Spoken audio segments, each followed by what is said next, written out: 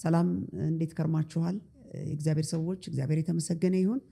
ያለምሸት ነኝ። ይሄ የማግደልኔ ቴሌቪዥን ፕሮግራም ነው። እንግዲህ አንኳር ብሮድካስትንም በዚሁ ታገኙታላችሁ። እግዚአብሔር የተባረከ ይሁን። የተለያዩ ሐሳቦችን እንደ እግዚአብሔር ቃል እግዚአብሔርን ሐሳብ ይዘን እንመጣበት እግዚአብሔር የሰጠን ፕላትፎርም ነው። ጌታ የተባረከ ይሁን። እንግዲህ በዚህ አገልግሎት ያው ከ2012 ጀምሮ ረጅም ጊዜ ከኢቫንጀሊካል ላይ ከተለያዩ መንፈሳዊ ሚዲያዎች ጋር ስናገለግል ቆይተናል። ዛሬም ደግሞ እንግዲህ ይሄንኑ እንቀጥላለን። እግዚአብሔር ይባረክ። እግዚአብሔር ስለሰጠን እድል እግዚአብሔርን እጅግ አድርጌ ያመሰግናለሁ። ስለምትደውሉ ሰዎች፣ ስለምታበረታቱን ሰዎችም ጌታን እጅግ አድርጌ ያመሰግናለሁ። እግዚአብሔር ዘመናችሁን ይባርክ። ጌታ ይባረክ። እንግዲህ ይሄ በዩቲዩብ ላይ የምታገኙት ይሄን ቀጥታ በዩቲዩብ ላይ ታገኙታላችሁ። ዶክተር ያለምሸት ብትሉ ብዙ ቪዲዮዎች በዛ ላይ አሉ። እግዚአብሔር ይመስገን። እንግዲህ ከዛ ጥያቄ ያላችሁ ሰዎች ካላችሁ፣ ምክር ያላችሁ ሰዎች ካላችሁ፣ እኔን ቀጥታ ኮንታክት ማድረግ የምትፈልጉ ሰዎች ስልኬ በዛው ላይ ስላለ እያገኛችሁ እየደወላችሁ በዛ አብረን እግዚአብሔርን ሐሳብ ልንነጋገር እንችላለን። እግዚአብሔር የተባረከ ይሁን። እንግዲህ ዛሬ በጌታ ጸጋ የእግዚአብሔርን ሐሳብ ከመዝሙር 32 ቁጥር 6 ላይ ያለውን የእግዚአብሔርን ሐሳብ በጣም የጠቀመኝንና ለኔም ትልቅ መልእክት ሆኖ ያገኘሁትን ቃል ለእናንተ ላካፍል እግዚአብሔር ረድቶኝ በዚህ ያለው ጌታ የተባረከ ይሁን። እንግዲህ ዩቲዩብ ቻናላችንም ላይ ላይክ ብታደርጉልን፣ ሰብስክራይብ ብታደርጉት በጣም ደስ ይለናል። ብዙ ሰዎች እንዲያገኙት ደግሞ ይህንን አገልግሎት ብዙ ሰዎችም ከተጠቀማችሁ የተጠቀማችሁትን ደግሞ ሰዎች እንዲያገኙት ብታደርጉልን በጣም ደስ ይለናል። እግዚአብሔር ዘመናችሁን ይባርክ። እንግዲህ ይሄ መዝሙር 32:6 ላይ ያለው የእግዚአብሔር ሐሳብ ዳዊት በዚህ በመዝሙሩ ላይ የተናገረው በጣም በህይወቱ ያለፈበትና ከዛ ደግሞ ትምህርት ያገኘበትን ሐሳብ ለኛ በመዝሙሩ አስቀምጦልናል። እግዚአብሔር ይባረክ። ሙሉ የመዝሙሩን ሐሳብ እንግዲህ ለማንበብ አነብና ቀጥዬ የተነሳውበትን እና ትኩረት የማደርግበትን ክፍል እሱን ይዤ ቀጥላለሁኝ። እንደዚህ ይላል። መተላለፉ የቀረችለት ኃጢአቱ የተከደነችለት ምስጉን ነው። እግዚአብሔር በደልን የማይቆጥርበት በመንፈሱም ሽንገላ የሌለበት ሰው ምስጉን ነው ይላል። ብዙ ጊዜ መጽሐፍ ቅዱስ አጻጻፍ ውጤቱን ከላይ ይሆንና ሌላውን ከውጤቱ በፊት ያለውን ሐሳብ ደግሞ ወደ ታች አድርጎ የመጽሐፍ እንትን አለው። ይሄ አጻጻፍ ስልት አለውና ይሄም ሐሳብ በዛ መልክ ነው የተጻፈው። በዛ ነው የተጻፈው። ዳዊት ይሄንን ሲጽፍ በጣም በኃጢአት ከብዶት ጨንቆት እንደገና ወደ እግዚአብሔር መቅረብ አቅቶ ሳይቀርብ የደረሰበትን ነገር ዝቅ ብሎ ይናገርና ከዛ በኋላ ነው ወደ ላይ ደግሞ አውትከሙን ነው ውጤቱን ነው ከዛ በኋላ ደግሞ ከ1 እስከ 2 ያለውን ሐሳብ ያስቀመጠው ማለት ነው። ሁልጊዜ 3 ላይ ከመጮሄ የተነሳ ይላል ዝም ባልኩ ጊዜ አጥንቶቼ የተበላሹ ይላል። ወደ እግዚአብሔር ባልቀረብኩባቸው ጊዜያቶች እያለ ነው። እግዚአብሔርን ባልፈለግኩበት፣ ኃጢአቴን ሪኮግናይዝ ባላደረግኩበት፣ በደል እንደበደልኩ ገብቶኝ ለበደሌ ደግሞ ምላሽ ለማግኘት ይቅርታ ለማግኘት ወደ እግዚአብሔር ባልቀረብኩበት ወቅት እያለ ነው ይሄን የሚናገረው። አጥንቶቼ የተበላሹ በቀንና በሌሊት እጅ ከብዳብኛለችና ይላል። እርጥበትም ለበጋ ትኩሳት ተለወጠ። ኃጢአቴን ከዛ በኋላ ለአንተ አስታወቅኩ አለ። አሁን ከዛ በኋላ ግን ዳዊት ኃጢአቱን የተናዘዘበትን ከዛም ለእግዚአብሔር መተላለፌን እነግራለሁ አለ። ሪኮግናይዝ አድርጋለሁ። በደል እንዳለብኝ ተሰምቶኛል፣ አውቀዋለሁ። ስለዚህ ይሄንን በደሌን ከኔ ጋር አላቆየውም፣ ነገር ግን ለእግዚአብሔር አሳስባለሁ፣ እነግራለሁ እያለ ይላል። ወደ 6 አካባቢ ላይ ስንታዩት ደግሞ አንተም የልቤን ኃጢአት ተውክልኝ ይላል። ክብር ለጌታ ለአምላካችን ይሁን። አንተም የልቤን ኃጢአት ተውክልኝ ይላል። ስለዚህም ቅዱስ ሁሉ በምቹ ጊዜ ወደ አንተ ይለምናል፣ ብዙ የጥፋት ውሃ ወደ እርሱ አይቀርብም ይላል። ይሄን ነው ልናገር የፈለግኩት ዛሬ። ቅዱሳን ማድረግ ያለብን አንድ ምርጥ ነገር እንዳለ እሱ ላሳስብ ነው ዛሬ። እንግዲህ እንደምታውቁት ይህን ክፍል ቀጥ እያነባዋለሁ። እንደምታውቁት በዚህ በወደቀ ዓለም ላይ ስለምንኖር ገና ጀጅመንት ውስጥ ያለች ገና ፍርድ ውስጥ ያለች ዓለም ላይ ነው የምንኖረው። ከሱ ባለፈ ደግሞ እንደገና የሰው ልጅ ኃጢአት በልጁ በክርስቶስ ኢየሱስ ሞት በኩል ደህንነት ካገኘን በኋላ እንኳን መንፈሳችን ድኖ ነፍሳችን አሁንም በስጋ ግፊትና በስጋ በፍላጎቶቻችን ጫና ውስጥ እንዳለችና ለኃጢአት ለማድረግ በጣም ፍላጎት ያለው ማንነት በእኛ ውስጥ አሮጌው ሰው የሚባል እንዳለ ሁላችንም እናውቃለን። ክብር ለእግዚአብሔር ለአምላካችን ይሁን። ለዚህ ነው መንፈስ በስጋ ላይ እየተያያዘ እየተናነቀ ከክብር ወደ ክብር እየተቀየረ በሚገለጥበት ጊዜ ሙሉ ለሙሉ እሱም መምሰላችንን በዛ የምናይበት የቀረ ዘመን በእኔና በእናንተ ህይወት ውስጥ ስላለ አለ ማለት ነው። ክብር ለጌታ ለአምላካችን ይሁን።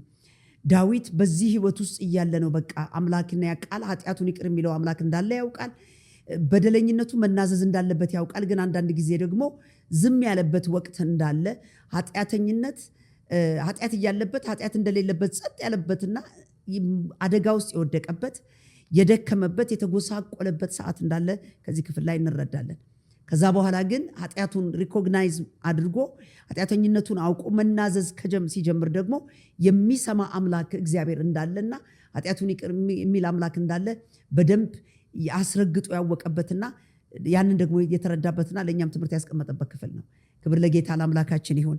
አንደኛ ዮሐንስ ላይ በጣም ደስ የሚለኝ ሁልጊዜ የምወደው ሀሳብ አለ። በጣም የምወደውና ያለሁበትንና የነበርኩበትን በደንብ እንዳስተውል ቀጥሎ ላለው ህይወቴ ደግሞ ምን እያረኩ ልሄድ እንዳለብኝ የሚነግር መልካም የሆነ ክፍል የመጽሐፍ ቅዱስ ክፍል ነው። በጣም የምወደው ነው። እንደዚህ ይላል። እንደው ከፍ ያለውንም ባነብላችሁ ደስ ይለኛል። ከፍ ብዬ ላንብበው። ከ5 ጀምሮ ያለውን ላንብብላችሁ። ከእርሱም የሰማናት ለእናንተም የምናወራላችሁ መልእክት እግዚአብሔር ብርሃን ነው፣ ጨለማን በእርሱ ዘንድ ከቶ የለም የምትል ይህች ናት ይላል። ክብር ለእግዚአብሔር ለአምላካችን ይሁን። ከእርሱ ጋር ህብረት አለን ብለን ይላል በጨለማ ብንመላለስ እንዋሻለን። ከዳንን በኋላ የጨለማ ህይወትን እየተውን ካልመጣን በጨለማ ውስጥ ሆነን አሁንም ክርስትናችንን አሁንም እኛ እንዲነን ብንል መውሸት ይሆናል የሚለው እንዋሻለን፣ እውነትንም አናደርግም። ነገር ግን ይላል እርሱ በብርሃን እንዳለ በብርሃንም ብንመላለስ ለእያንዳንዳችን ህብረት አለን ይልና የልጁ የኢየሱስ ክርስቶስ ደም ከኃጢአታችን ሁሉ ያነጻናል። ኃጢአት ግን የለብንም ብንል ራሳችንን እናሰታለን፣ እውነትም በእኛ ውስጥ የለም። በኃጢአታችን ብንናዘዝ ኃጢአትንም ይቅር ሊለን ከአመፃ ሁሉ ሊያነጻን የታመንና ጻድቅ ነው። ኃጢአትን አላደረግንም ብንል ግን ሐሰተኛ እናደርገዋለን፣ ቃሉም በእኛ ውስጥ የለም ይላል። ክብር ለጌታ ለአምላካችን ይሁን። ይሄ ሐሳብ በጣም ደስ የሚል ሐሳብ ነው። እንግዲህ ይሄ ለዳኑ ክርስቲያኖች የተጻፈ ነው። ያው ስለ ጸሎትና ስለ ንስሐ ስለ ኃጢአት ተያያዥነት ያላቸው በጣም ዶክትሪናሊ በጣም ለወንጌል አማኞች በጣም ወሳኝ የሆነ እውነት ነው። ይሄ ወሳኝ የሆነ እውነት ነው።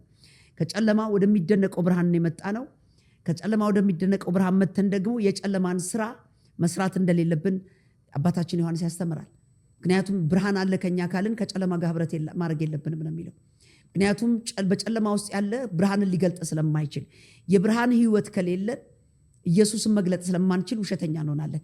ከአብና ከመንፈስ ቅዱስ ጋር ህብረት ማድረግ አንችልም ነው የሚለው። ክብር ለጌታ ለአምላካችን ይሁን። ነገር ግን የጨለማን ስራ እየተውን ብርሃናችን እየበራ እየገለጥን እንድንሄድ የእግዚአብሔር ቃል ይናገራል። ነገር ግን ኃጢአት ብናደርግ ይላል፣ ኃጢአት ግን ብንሰራ አሁንም ተስፋ እንዳለንና ማበረታታት ሳይሆን ኃጢአት ብንሰራ ኃጢአታችንን ይቅር ሊለንና በደላችንን መተላለፋችንን ይቅር ሊለን በደሙ ሊያጥበን የታመነ እንደሆነ የእግዚአብሔር ቃል በዚህ ስፍራ ላይ ይናገራል። ትልቁ ነገር ግን የምወደው ነገር ግን በዳዊት በዛ በመዝሙር 32 ላይ ትኩረት ተሰጥቶ ማርክ የተደረገበትን ሐሳብ እዚህ ጋር ምን ልነግራችሁ ፈልጋለሁ። ኃጢአት የለብንም ብንል ግን አናደርግም ብንል ግን ውሸተኞች እንሆናለን ይላል። ውሸተኞች እንሆናለን። ማንም ኃጢአትን አልሰራም የሚል ቢሆን ውሸተኛ ይሆናል። መጽሐፍ ቅዱስ በሮሜ 3 ላይ እንደሱ ነው የሚለው 23 ላይ ሁሉም ኃጢአትን አድርገዋል የእግዚአብሔርም ክብር ጎሎታል ነው የሚለው። ከዚህ የተነሳ ነው መዳን ለሁሉም ግድ የሚሆነው ማለት ነው። ክብር ለጌታ ለአምላካችን ይሁን። ለሃይማኖተኞች ወይም ደግሞ ምንድን የሚባሉት የሞራል ሰዎች ለሆኑት ወንጌል አያስፈልጋቸውም ማለት አይቻልም ማለት ነው። ወይም ደግሞ በተለያየ የህይወት ደረጃ ውስጥ ላሉ ሰዎች ወይም ደግሞ ትልልቅ በእድሜያቸው ባለጠጋ የሆኑ ሰዎች ብለን ወይም ከሌና ከሌ ብለን ኃጢአት የሌለበት ሰው አለ ብለን የምንለው አይኖረንም ማለት ነው። ሮሜ 3 እሱ ነው አስረግጦ የሚነግረን። ሁሉም ኃጢአትን ሰርቷል የእግዚአብሔርም ክብር ጎሎታል ይላል። አንደኛ ዮሐንስም ላይ አሁን ስናይ የዳንን እንኳን ብንሆን ኃጢአትን ለመስራት ፍላጎትና ፈቃድ ያላት ነፍስ በውስጣችን ስላለች አሮጌው ሰው በእኛ ውስጥ ስላለ የኃጢአትን የማድረግ ፖቴንሻል አቅም ስቲል አሁንም ስላለ ዳዊት በመዝሙር 32 ላይ የነገረን እሱን ነው። ክብር ለጌታ ይሁን። ጻድቅ በምቹ ጊዜ ይላል ወደ አምላኩ ይለምናል።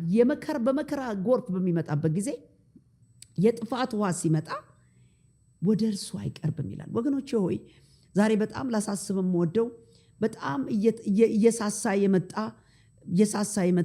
ማለት እየሳሳ ከመንፈሳዊ ህይወት ከመንፈሳዊ ፕሪንሲፕሎች ወይም ደግሞ በጣም ወሳኝ ከሆኑት ለክርስትና ዶክትሪናሊ ወሳኝ ከሆኑት ነገሮች አንዱ ጾምና ጸሎት ነው።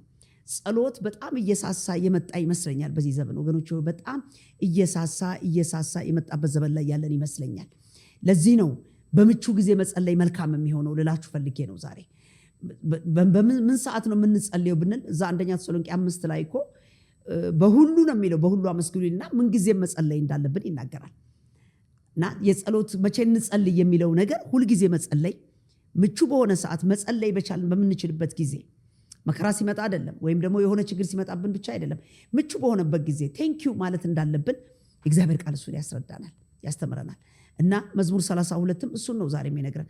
ዳዊት ዝም ባልኩ ጊዜ አለ በቃ አጥንቶቼ ደከሙ አለ፣ በጣም ጉዳት ውስጥ ገባሁኝ አለ፣ መከራ ገጠመኝ አለ፣ ሞገስ አጣሁ አለ፣ ቅንነት ጎሎታል በዛ ሰዓት። ወገኖቼ ሆይ ጻድቅ በምቹ ጊዜ እያለ ሲል ቅንነትን ይጠይቃል። ይሄ ጉዳይ ቅን የሆንን ሰዎች ካለን በየትኛውም ጊዜ ወደ አምላካችን መጸለይ አናቋርጥም።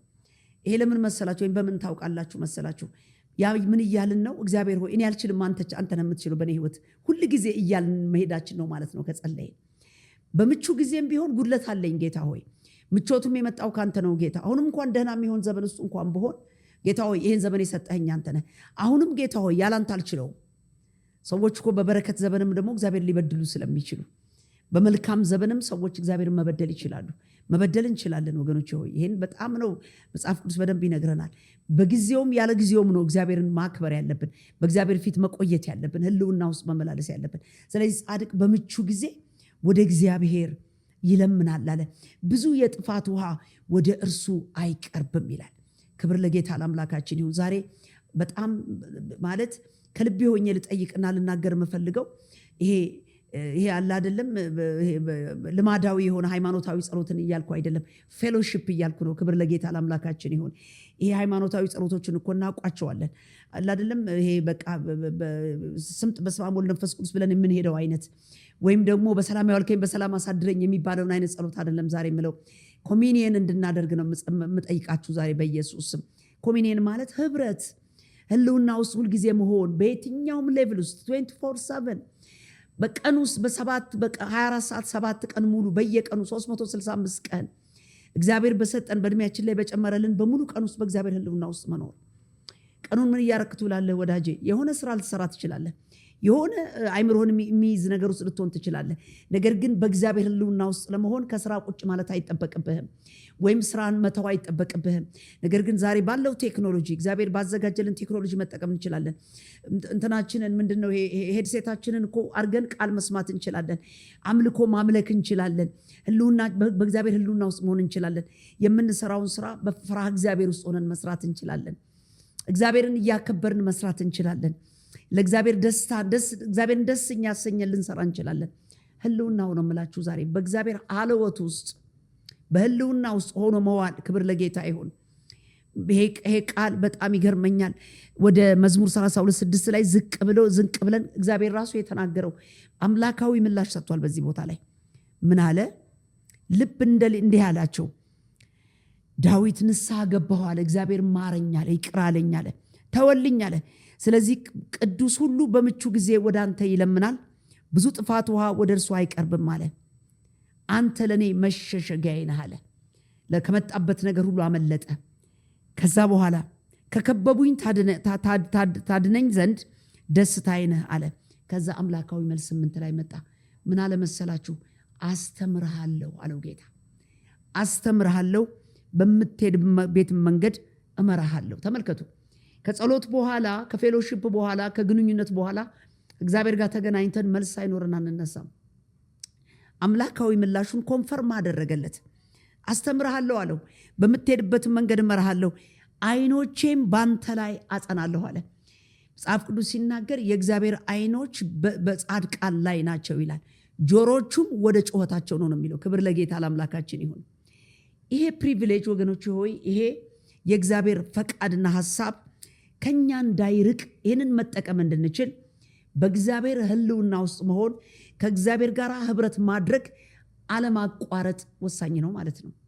የእግዚአብሔር ቀጥተኛ ድምፅ ወደኛ እንዲመጣ አምላካዊ ምላሽ ለማግኘት ከዛ እንዲህ አለው ወደ አንተ እንዳይቀርቡ አለው በልባብና በልጓም ጉንጫቸውን እንደሚለጉሟቸው እንደ ፈረስና እንደ በቅሎ አትሁኑ አለ።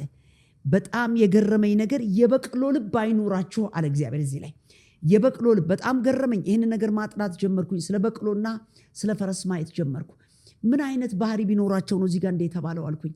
በልጓም እንደሚያዙ። የሚገርማችሁ ነገር አንድ ሰው ከእግዚአብሔር ጋር ህብረት ማድረግ ካልቻለ እግዚአብሔር መፈለግ ካቆመ በደሉንና ኃጢአቱን ተናዞ ምሕረት ከእግዚአብሔር ለማግኘት መቅረብ የማይፈልግ ሰው ከሆነ እንደ በቅሎ አይነት ልብ ነው የሚኖረው ማለት ነው።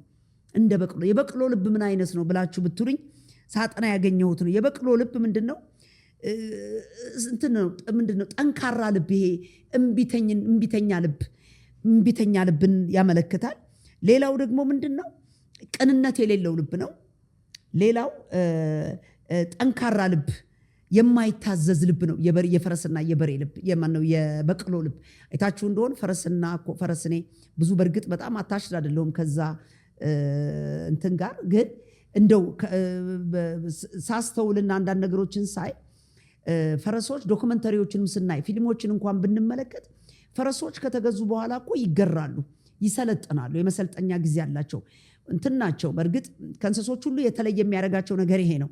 ይገሩና እንኳን ለባለቤቱ ጠቃሚ ሆነው እንዲጋልብባቸው ስራ እንዲሰሩ እንዲጠቀምባቸው እንኳን ሲደረጉ እነሱን ከሰለጠኑ በኋላ እንኳን የተለያዩ እነሱን ማግሪያ መሳሪያዎች ላያቸው ላይ ይደረጉባቸዋል። እልህኞች ስለሆኑ እሺ ባዮች አይደሉም። ለሚመግባቸው ለሚንከባከባቸው ባለቤቱ እንኳን መልካም ምላሽ የላቸውም በቅሎና ፈረሶች። ከጣጥንቼ ነው ይሄን ያገኘሁት ወገኖቼ ሆይ በጣም ይገርማቸዋል። የሚመግባቸው እኮ የሚንከባከባቸው ባለቤት አላቸው አይደለ? ለሱ እንኳን እሺ አይሉም። ከተገሩ በኋላ እንኳን እልህኞች ናቸው፣ እምቢተኞች ናቸው፣ የማይታዘዙ ናቸው ፈረሶች። ፈረስና በቅሎ የሚገርሙ እንስሶች ናቸው። በጣም ይገርማቸዋል ባህሪያቸው። በጣም መረዳት የጎደላቸው እንደሆኑ በቃ መረዳት ይጎላቸዋል። አይምሮ የሌላቸው ይላቸዋል። እንደው ልብ የሌላቸው አይምሮ የሌላቸው ማስቦ አይነት ተደርገው የሚቆጠሩ እንስሶች ናቸው። ለጭነት ነው በአብዛኛው የሚጠቀሙባቸው። እንደገና ደግሞ ሰዎች ከቦታ ወደ ቦታ የሚንቀሳቀሱባቸዋል። ነገር ግን በጣም እልህኞች፣ አስቸጋሪዎች ናቸው። እንደነዚህ አይነት ሰዎችን ነው እግዚአብሔር ራሱ ነው እንደ ፈረስና እንደ በቅሎ ልባችሁ እንደዛ አይሁን። እነሱ ለምህረት እንኳን ቅርብ አይደሉም። ለምህረት ቅርብ ያልሆነ ልብ ያላቸው ናቸው ፈረሶችና በቅሎችና እዚህ መዝሙር 32 ላይ በጣም ነው የገረመኝ። በግድ ተለጉመው ነው፣ በግድ ተይዘው ነው። እንደነሱ አትሁኑ፣ ልባችሁ እንደ ፈረሶችና እንደ በቅሎ አይነት አይሁን ተብሎ ተጽፎልናል። እግዚአብሔር የተባረከ ይሁን። ስለዚህ ወገኖች ሆይ የምለው ምንድነው? ህልውናው ነው። የእግዚአብሔር ህልውና ውስጥ መሆን ሁል ጊዜ ያስፈልገናል። ትልቁ ነገር ምንድነው? ያው ያለን ማንነታችንን ስናይ ያለ እግዚአብሔር ምንም ነገር ማድረግ ማንችል ስለሆነ በምቹ ጊዜ በቻልንበት ሰዓት ሁሉ ከእግዚአብሔር ጋር ህብረት ማድረግ እንዳናቋርጥ የእግዚአብሔር ቃል አስረግጦ ይነግረናል። ዳዊት ይሄንን ነው የሚነግረን። ብዙ ጊዜ ችግሮች ገጥመውን ያውቃሉ። እንግዲህ እንደምታውቁት መዝሙረኛው አስረግጦ የሚነግረን ህይወታችን በልዩ ልዩ ፈተና የሚያልፍ ነው። በልዩ ልዩ አስቸጋሪ ሁኔታዎች ውስጥ፣ ዘመኖች ውስጥ፣ ወቅቶች ውስጥ ያልፋል። ይሄ ሁላችንም ለዚህ ምስክር ነን። ያልፋል። የመከራ ሁኔታዎች ውስጥ እናልፋለን። ነገር ግን በእግዚአብሔር የሚታመኑ ይለናል እና በንስሐ በመመለስ ቅን ልብ ያላቸው አለ ዳዊት ከእግዚአብሔር ጋር በተከታታይ ህብረትን የሚያደርጉ እንደማይነኩና አስቸጋሪና በጥፋት ሁኔታ ውስጥ እንኳን ሰላማቸው የበዛ እንደሆነ ይናገራል። ዛሬ እውነቴን ነው ወገኖች ሆይ በዚህ ነገር እኔ በበረታሁበት እናንተን ላበረታ እወዳለሁ። ምን ያህል ጊዜ ነው ከእግዚአብሔር ጋር ህብረት የምታደርጉት? ምን ያህል ጊዜ ነው ከሰዎች ጋር የምናደርገው ህብረት? እኮ አለን በየማኪያቶ ለመጠጣት፣ በጓደኞች ጨዋታ ምናምን በተለያየ ነገር እኮ መልካም የሆኑ ነገሮች አሉ። ግን ወገኖች ሆይ ከእግዚአብሔር ጋር የምናደርገውን ህብረት ምን ያህል ይሆን? ዛሬ እያንዳንዳችን እሱን እንድናስተውል በጌታ ፍቅር ጠይቃለሁኝ። ምክንያቱም ዘመናችንን ስናየው ይሄ ዘመን ደግሞ ያለ እግዚአብሔር የምናልፈው ከባድ ዘመን ውስጥ እንዳለን ሁላችንም ምስክሮች ነን። ይህን ዘመን ለማለፍ ደግሞ ያስፈልገናል። ከእግዚአብሔር ጋር ህብረት ማድረግ ያስፈልገናል። መጣበቅ ያስፈልገናል። ክብር ለጌታ ለአምላካችን ይሁን። እንዲህ ይላል፣ ምን እናድርግ ብትሉኝ ይህንን አሁን ጻድቅ በምቹ ጊዜ ወደ እግዚአብሔር ይቀርባል፣ ይለምናል፣ የመከራ ጊዜ በመጣ ጊዜ ከዛ ያልፋል ተብሎልናል። ወገኖቼ ሆይ በዕለት ዕለት መጸለይ ይጠበቅብናል። ዕለት ዕለት መጸለይ ስላችሁ በሰዓት አልገድበውም። እኔ በህልውና ውስጥ መሆን ልላችሁ ወዳለሁ።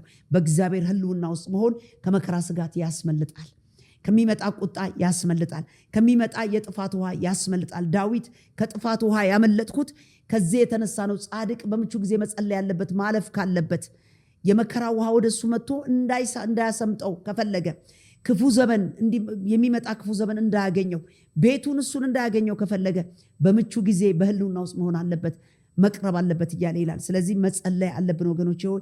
ሌላው ኃጢአታችንን ማወቅና መናዘዝ፣ ይቅርታን ማግኘት ግድ ይለናል።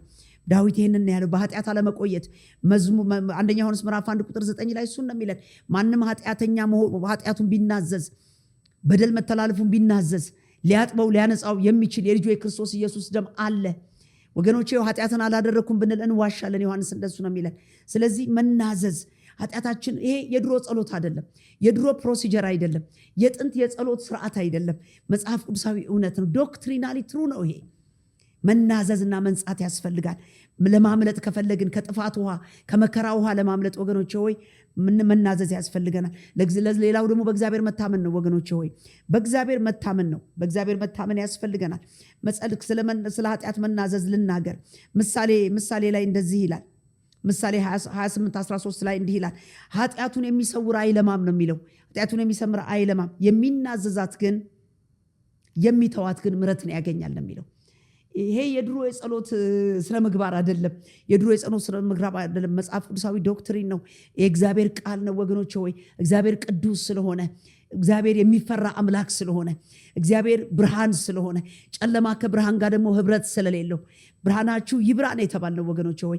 የትኛውንም ጨለማ ከህይወታችን ውስጥ ለማውጣት ከኃጢአት ጋር መስማማት የለብንም። ከበደል ጋር መስማማት የለብንም። እንደ በቅሎና እንደ ፈረስና እንደ በቅሎ ልባችንን ጠንካራ ማድረግ የለብንም። ልብ እንደሌላቸው እንደነሱ መሆን የለብንም። ነገር ግን እሺ ባይ መታዘዝ፣ በእግዚአብሔር ፊት መቅረብ፣ ንስሐ መግባት፣ መንጻት ከሚመጣው የመከራ ጥፋት ያስመልጣል። ከሚመጣ ጨለማ ያስመልጣል። እንደ ሀገርም ከሚመጣ እናመልጣለን። እንደ አገር ከሚመጣ ሁሉ ልናመልጥ እንችላለን ወገኖች ሆይ። ይሄ ወሳኝነት አለው ማለት ነው። እንግዲህ ሌላው ነገር ምን ይሆንልናል? ይሄን ካደረግን ካልን ይቅርታ እናገኛለን ወገኖች ሆይ። አንደኛ ዮሐንስ ያው ቅድም ብያለሁ 1:5 ላይ ኃጢአታቸውን ስለመናዘዝ ነው ይቅር ይባላሉ። ዳዊትም እሱም ብሏል፣ ኃጢአቴን ይቅር አለኝ አለ። የልቤን ኃጢአት ተወልኝ ይላል። ኃጢአት ይተዋል ወገኖች ሆይ። ኃጢአት በሽታ ነው። ለኃጢአት እኮ የተከፈለው የክርስቶስ ደም ነው ወገኖች ሆይ። ኃጢአትን እግዚአብሔር ቶለሬት አያደርገውም፣ አይታገሰውም። ኃጢአትን ይዘን መንገድ መቀጠል አንችልም ወገኖች። በሚተውልን በአምላካችን ፊት ኃጢአታችን መናዘዝ አለብን።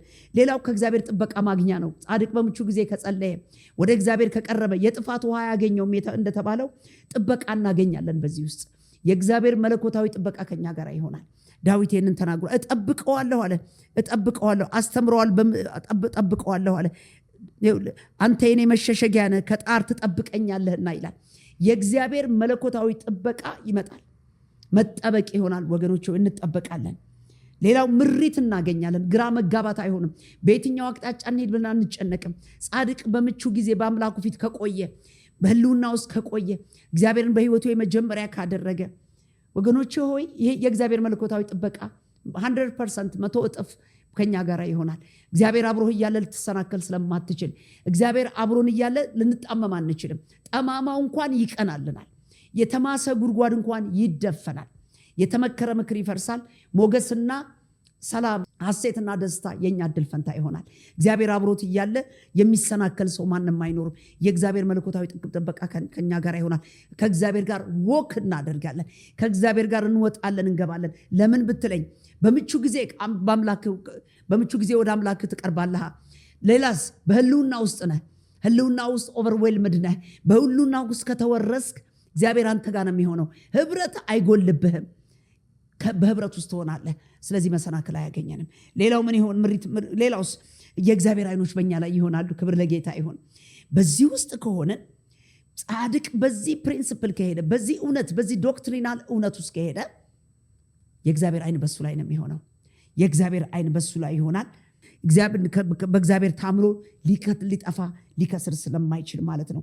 እንግዲህ ኃጢአትን እየሰራን አንቆይም እናውቃለን።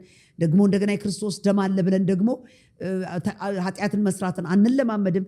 ነገር ግን በንስሐ ህይወት፣ በጸሎት፣ በህልውና ውስጥ በመሆን ለጻድቃን በተሰጠው በረከት ውስጥ የእግዚአብሔር ሀለወት ውስጥ በመሆን ወገኖቼ ሆይ መለኮታዊ ጥበቃ እናገኛለን፣ ይቅርታን እናገኛለን፣ የእግዚአብሔር ምሪትን እናገኛለን። የእግዚአብሔር አይን በእኛ ላይ ይሆናል ማለት ነው። ክብር ለጌታ ይሁን። ቀጥለው ሳምንት ላይ ሌላ ሐሳብ ይዤ እመጣለሁ። ለተባረካችሁ እርግጠኛ ነኝ። ዛሬ ዋናው ትልቁ ነገሬ በህልውና ውስጥ ሆኑ ለማለት ነው። በህልውና ውስጥ የቆየ አስተምሮት አይደለም። ጸሎት መጸለይና በህልውና ውስጥ መሆን የእግዚአብሔርን ሙሉ ዓላማ በህይወታችሁ ውስጥ እንዲፈጸም ያደርጋል። ጌታ ኢየሱስ ይባርካችሁ።